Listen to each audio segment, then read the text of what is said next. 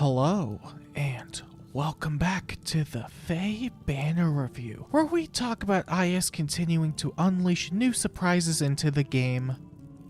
That's not always a good thing. Today, we have a brand new Fates banner featuring a new gimmick unit that I can't imagine people will care about. That's called foreshadowing, or zeshadowing as some might call it, and as per tradition, I will be using this coveted line graph that may or may not be a line graph at the end of the day to rank the brand new Fates banner. Today's ranking will be based on how far off the deep end the developers are when it comes to making new Faye stuff, and if you want me to retain some level of sanity and have more awesome content in your feed, then make sure to subscribe to the channel. Thank you, I really appreciate it. First up, we have Attuned Ryoma, and he's based on Corrin. Not to be confused with Azura, who is also based on Corrin, and not to be confused with any future Attuned Fates Royal that will be based on Corrin. Ryoma does look pretty cool at least. Let's see, Ryoma comes with Hoshido Raijinto, and that sure is redundant. Raijinto is from Hoshido, you are correct with that one, IS. Anyway, it's a slaying distant counter weapon that grants 6 visible defense and res, dodge, and penalty neutralization to himself and allies within 2 spaces at the start of the player phase and enemy phase. He gets a bunch of stats during combat, 20% speed-based true damage reduction, 20% more when a foe triggers a special, and when he triggers a special himself, he deals 40% of his speed as true damage. And he could use a brand new style, and I didn't write down the name, so for all intents and purposes, it's Gangnam style.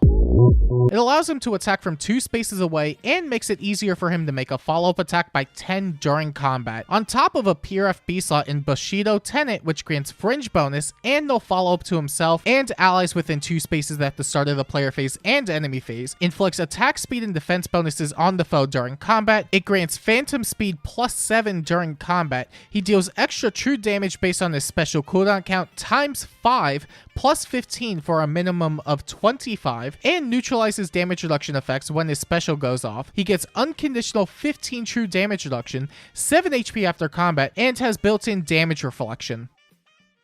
And in conclusion, longer equals better. Ryoma really has so much in this kit that it's really hard not to see the potential in him. That said, I think one comparison that's going to be brought up a lot is with Brave Byleth, and I can see why. Both of them do pretty similar things, but Byleth has one more range over Ryoma, which is pretty impactful. That said, I do think one of the things keeping Ryoma distinct here is the reflect built into his kit, even if Byleth can outsource it, although distinct in the sense that he's not a strictly inferior Byleth. At most, it just makes him a bit more flexible, especially since he doesn't have a tether for his effects like Byleth. Ryoma can be pretty independent comparatively, and his style could be used every single turn, whereas Byleth is once every 2 turns. Still, the extra range alone is reasonable enough to prefer Byleth in this case, but if there's one definitive thing that he has over Byleth, it's the flip animation.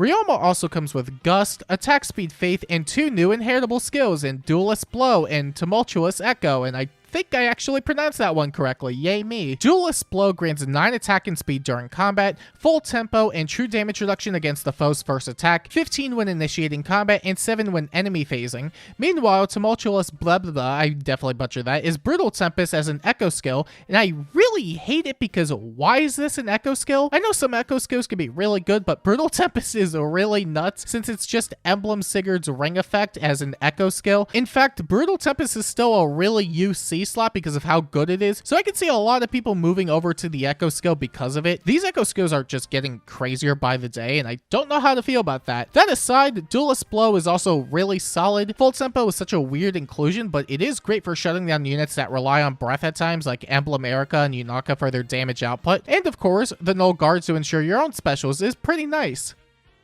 At least when ignoring all the units that get extra damage reduction from special procs. The added true damage reduction is also a nice addition, especially since the amount it gives when initiating at 15, which is a lot. 7 isn't even that bad for enemy phasing either, which does make it pretty flexible for a bunch of melee infantry. It might end up becoming the copy-pasted A slot you see on most of them going forward.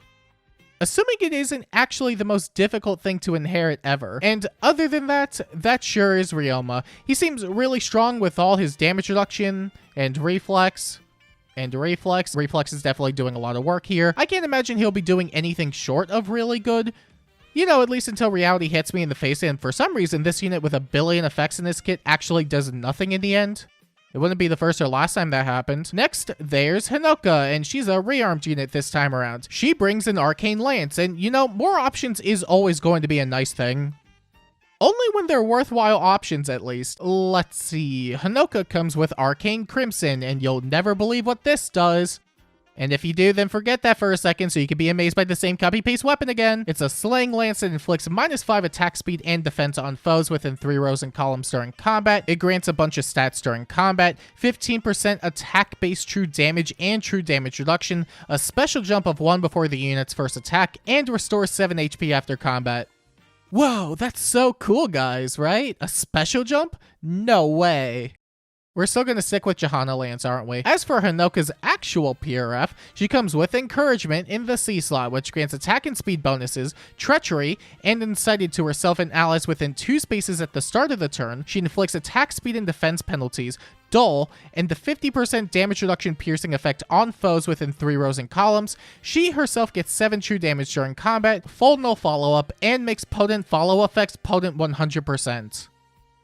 Yeah, it's pretty cool. It's got a decent amount of support, what with the start of turn bonuses and crux support. It's a lot more than you'd get out of a lot of other C slots at least. That said, Treachery is a bit iffy since Dull is a pretty common effect, so it's hard to say how effective that'll be. Still, more true damage when it works is pretty nice. At least she does get a static 7 true damage from her C slot, so she's not just relying on the bonus. That with full no follow-up and potent 100%. She's also packing a decent punch combat-wise. But wait, a potent follow buff? I didn't see or hear of any potent effect some of you astute viewers, subscribers, and soon-to-be subscribers have noticed. Well, that's because we didn't go over it yet.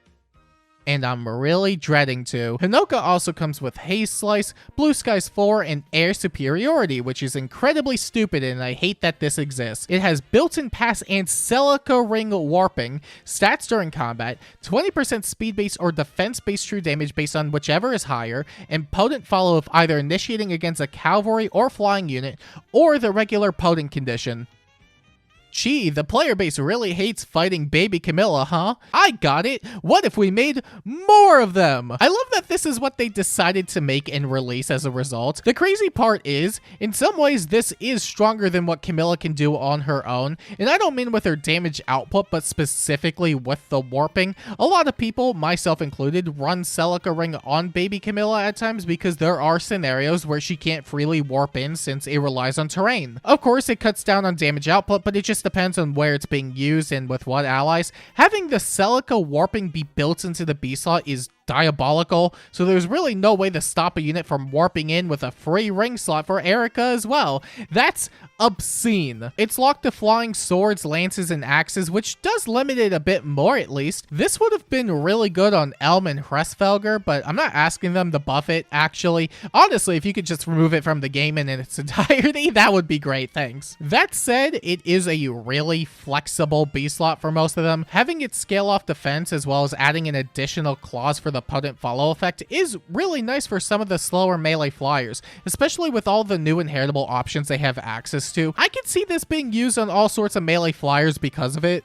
And I really hope I don't see it on all sorts of melee flyers. Why would they even make something like this? And other than that, that sure is Hinoka. Hinoka herself? Yeah, she's fine, sure, whatever, I like it. That B slot? Can we go back to the days where all you had to worry about was Fallen Edelgard? Please. And then there's Scarlet, and it's about time she got in the game. I think she's been one of the last Fates characters people have been waiting for so long, so it's nice that she's finally here. Unfortunately, her kit isn't 7 pages long like every other modern unit, so her fate is sealed. Her Fire Emblem fate.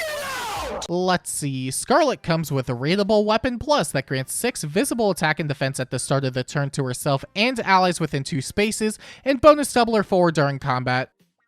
See, I wasn't kidding about the name, right? I can't say it's all that great of a weapon since it's just bonus doubler. Far from unusable, of course, but that being the only thing it does means you probably shouldn't go out of your way to use it if you can avoid to. But it's not like axes have a lot of options at the moment anyway, besides Spring Air Axe and Arena Axe and Fan and Foliage. And never mind, we do. This weapon just stinks. Scarlet also comes with Ignis, Speed Defense Catch, and Flow Flight, and it sure sucks, but what do you expect at this point? Although if they drop Flow Halo Flight 4 or some new skill that requires it for some reason next month, then actually it's the best demote skill we could have asked for. But until then, it's just filler junk, which, sure, whatever. At least Speed Defense Catch and Ignis are actually just as whatever. You know what? I'm just happy she's in.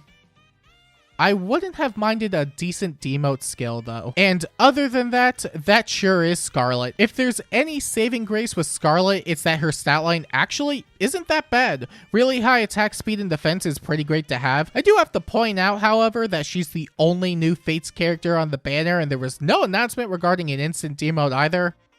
Please don't tell me this is the only new character we're getting. Okay, turns out we are actually getting Shura, so yay, that's cool. And last, we have Ash, and she's representing the brand new asset gimmick in Entwined. Entwined heroes provide...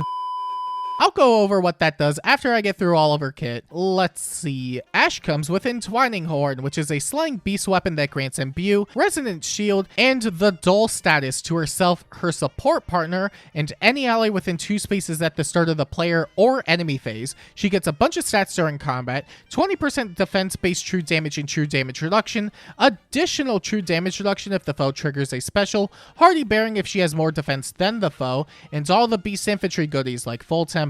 She also comes with a pure FC slot in Air of Openness, which relaxes the transformation condition, including when defending in an Aether Raid setting, has built-in Omni Guidance, Bulwark, grants 5 attack, defense, and res, 7 true damage reduction, and reflect damage based on 40% of the damage reduced to her support partner and any ally within 3 spaces, and she herself also gets that on top of 7 true damage during combat.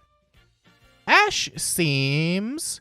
like a Book 9 unit. Yep, a modern unit that has decent combat and good support is a tale as old as this book, so not even a year. I'm not sure how to feel about her combat, but I do think the support she brings is her biggest strength. Omni Guidance, Imbue, extra stats, true damage reduction, dull, and reflex support isn't anything to scoff at all. That said, it's really crazy just seeing how much reflect they've been printing this year. Granted, it's probably needed because most units can't actually deal damage anymore with all the damage reduction in the game, but I didn't actually have a point to make here. It's just weird seeing it being printed this much. But hey, it's a nice support angle for Ash, at least if nothing else, and I can see it being useful in many places. She also comes with Distant Attack Defense form, Lagu's Friend, and a brand new, not very new, special in Flame Wall, which is just Ice Wall but for defense, and that's fine. Yeah, it's fine. It's nothing that we haven't seen before.